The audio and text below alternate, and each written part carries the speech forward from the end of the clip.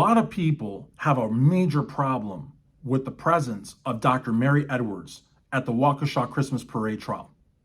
How's it going, everyone? This is Christian Duke. You're watching Everything Else Channel on YouTube, everythingelsechannel.com. On my other video, which I will include here at the end, and there's also a link in the description over at the Sight Sounds Flavors YouTube channel, I talk about the Bible that was on Darrell Brooks's desk. And in my opinion, without giving away that whole video, because that Bible could have been there to give Darrell a way out emotionally. It could have been there for religious purposes, but it could also have been there for a prop. Now, assuming that it was there for a prop, but you have to go over to the Sight Sounds Flavors YouTube channel if you want to watch that video. But assuming that it was a prop, I think that having Dr. Mary Edwards come in on whatever capacity was sort of if that Bible on the desk was a prop, and we're talking basketball terminology because I love basketball, that Bible was the assist. Bringing Dr. Mary Edwards in was the actual shot completed, okay? So it was like a two-step process, as is an assist and then the layup, right? Or the three-pointer or whatever. And so the problem, though, with that scenario is that Dr. Mary Edwards, who has a doctorate in divinity, who you would have thought would have been citing biblical stories, biblical verses, talking about biblical concepts, didn't do any of that. Didn't do any of that, much less did she tie it into Darrell or tie it into the crime or try to work on the sympathies of the jurors, hoping to mitigate whatever sentence the judge ultimately was going to give Darrell Brooks. But she didn't do anything. So she went to court, did not talk about Darrell for 20 seconds, made no mention of the Bible, no mention of parables or Psalms or Proverbs or Gospels or Old Testament, nothing. She went there to promote her church, her whatever project she was doing, talk about herself with Dr. Mary in the background. And that Dr. Mary in the background also happens to be the background of her podcast on her website where she sells books and she's a consulting, whatever, you know, and she's got a cookbook and a whole bunch of nonsense. I mean, I say nonsense because to me, everything is nonsense, you know, but I mean, you know, she didn't go on there and talk about Matthew, Mark, Luke, or John, or Acts, or the Old Testament, or you know, none of that, or about the power of forgiveness or the importance of remorse. She didn't talk about any of that. You know what I mean? She just promoted herself. So if you know, and again, and you could tell that Darrell was like bored with her. He wasn't, you know, with Dawn, he cried. With his roommate, he cried. But with this lady, he was like, you know, it's just like, not to mention that he had told the court that he was going to have like 20, 30, 40 people come out, and he had 3. And so I think, you know, if you watch the interview that, good interview, very good interview, the Norman Nick show did with Erica Patterson, when Norman asks her about Dr. Mary Edwards, she doesn't even know who that is. So again, it's just one of those things, you know, Erica has a child with Darrell, been in a relationship for over 10 years, on and off or whatever, horrible relationship, mind you, but still, she didn't even know. She knew who the roommate was, and she knew who Dawn was. She had no idea who Mary was.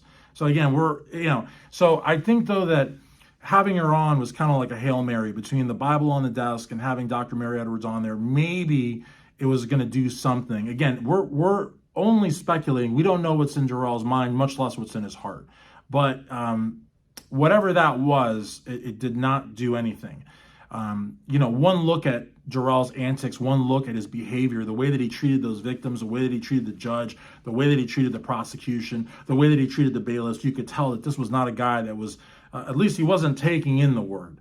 And who knows if he was even reading it. Who knows if he was even reading it, but I will tell you, there were several frames when, you know, if you watch these YouTube videos, where the first thing that you see is either the flagpole, because they start with the flagpole and they come down, and then when they come down, you can see him reading the Bible, or at least the book is open and his eyes are in it. But who knows if he's reading it? And again, I don't care one way or another, because this is not a religious channel, and we have division of church and state in America.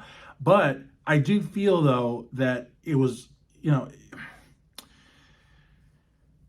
I feel like, you know, if he wanted to read it, he could read it in his cell.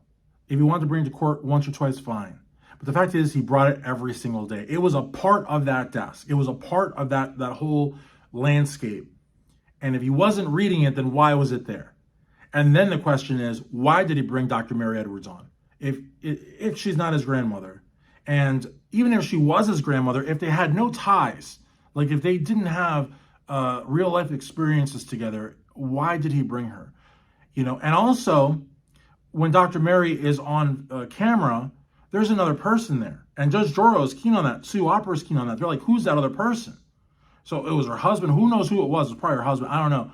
Why didn't that person jump on and say something for Darrell? You know what I mean? It's all very interesting. It's all very like twisted in a way because again, a lot of people. I mean, she's 83. She looks like her granny. She could be like that sweet little old lady, but at the same time, she's an operative. She's an opportunist. Sorry about that. Sometimes it's like I think I'm going to say it, but I only say half it. She's an opportunist. I mean, what else is she? She promoted herself, promoted the project she's involved with, the church she goes to, talked about Darrell, which is why she was there for maybe 20 seconds, maybe talked about the victims another 20 seconds, and then talked about mental health, which happens to be 2 of her podcasts. And who knows? And the question still remains, did the podcast series start after the trial, during the trial, or did it predate the trial? The hope is that the podcast series predated the trial, but the podcast series looks like it's only been around for 2 years or 2 seasons. I don't know. That's the thing. I don't know. And she's selling books and consulting services, and I just don't know. And the fact that she had Dr. Mary in the background, that rubbed a lot of people the wrong way. A lot of people the wrong way. So again, was there a connection between having her on and the Bible on the desk? If there was, she failed miserably. Because if she hadn't said that she was a doctor in divinity, I never would have known it. Because she didn't make any references to the Bible, any references to Christian doctrines, nothing. So what did you go to school for, I guess is the question, because, and then to start out by saying, contrary to what you all heard, I'm not the Wicked Witch of the West, or something like that, to drop a joke like that, given why she was there, given the context of it all, is almost as warped as Don Wood citing A Caged Bird Sings. I mean, these are things that are just so messed up on so many levels that it just leaves you like speechless. Once again, guys, I hope that you like this video, that you subscribe, ring the bell for notifications. Everything Else channel is a new channel, so it needs you to subscribe so you know these videos are out there. And please leave a comment down below. If I was to ask you, if I could have my pick between the 3 things, what do I want more? The comment, the like, or the subscribing? I would say the comment. The comment all day. The comment is what keeps these videos going. It keeps us talking and interacting. And in fact, the video over at the Sight Sounds Flavors YouTube channel about the Bible, whether it was a prop or not, was actually inspired by a comment right here at Everything Else channel on YouTube. So I not only read the comments inspired me to go off and make videos as well. Those are the best comments in my opinion. So again, if you can, like this video, subscribe to this video, but most importantly of all, leave a comment down below. Thanks again. This is Christian Duke, Everything Else channel on YouTube, everythingelschannel.com, coming soon.